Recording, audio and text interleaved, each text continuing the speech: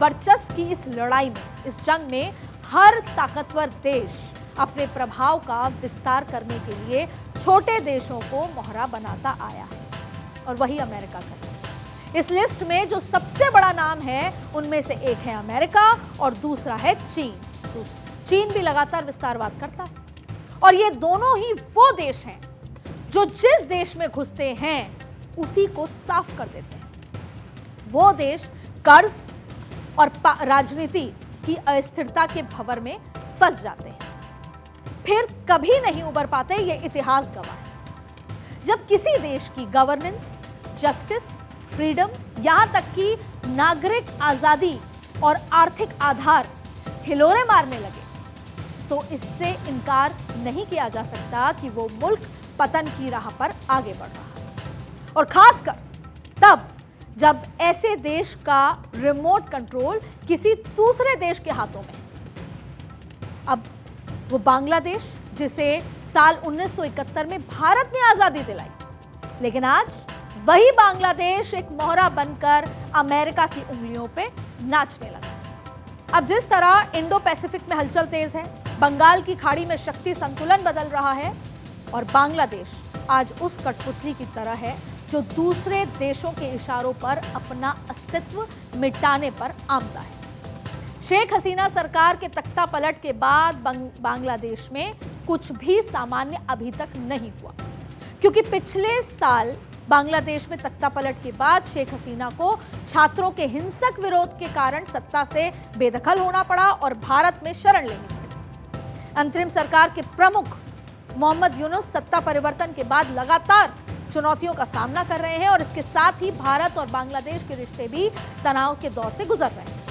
आप अगर देखेंगे तो पाएंगे कि मौजूदा समय में बांग्लादेश राजनीतिक अस्थिरता का केंद्र बना हुआ है, और हमारा पड़ोसी है बांग्लादेश। लेकिन कुछ ऐसा है जो आंखों के सामने है, लेकिन उसे धुंधली परत में छिपाने की कोशिश हो रही है।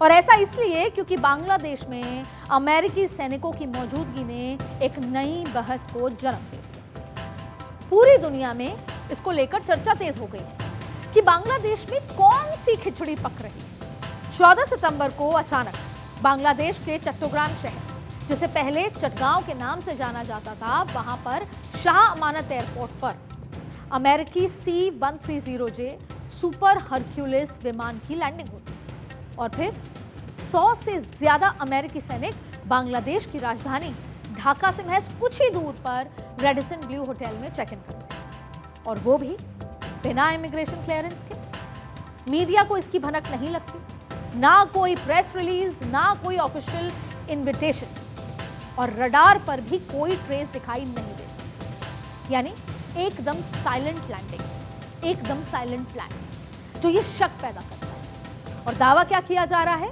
कि ये पैसिफिक एंजल 25 3 ह्यूमैनिटेरियन ड्रिल है। लेकिन होटल में 85 कमरे पहले से बुक क्यों किए गए? ये सिर्फ मेडिकल ड्रिल है या कुछ और है?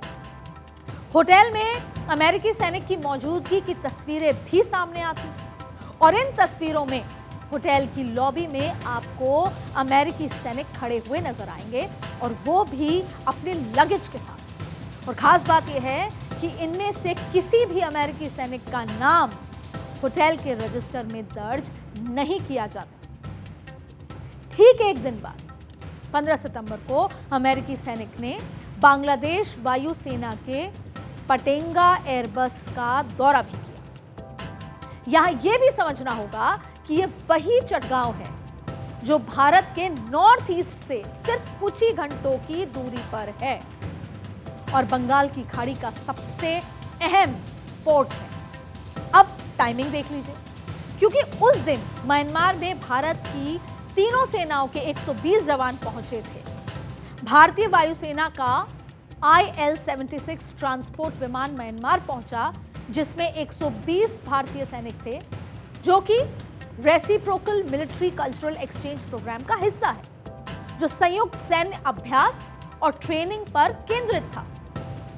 अब भारत म्यांमार सीमा पर स्थिरता के लिए यह नियमित रूप से किया जाता है। म्यांमार में इस वक्त गृह युद्ध की स्थिति भी बनी हुई है, और भारत अपना नॉर्थ ईस्ट सुरक्षित रखना चाहता है, क्योंकि भारत के लिए नॉर्थ ईस्ट की सुरक्षा सर्वोपरि है। रिपोर्ट्स ये भी कहती हैं कि ये ड्रिल सहयोग बढ़ाने के लिए है, लेकिन अमेरिका की बांग्लादेश में गतिविधियों से ये लगता है कि क्षेत्रीय शक्ति का खेल चल रहा है। भारत को ऐसा अंदेशा भी है कि अमेरिका चटगांव से प्रभाव बढ़ा रहा है, जो भारत की सीमाओं को खतरे में डाल सकता है।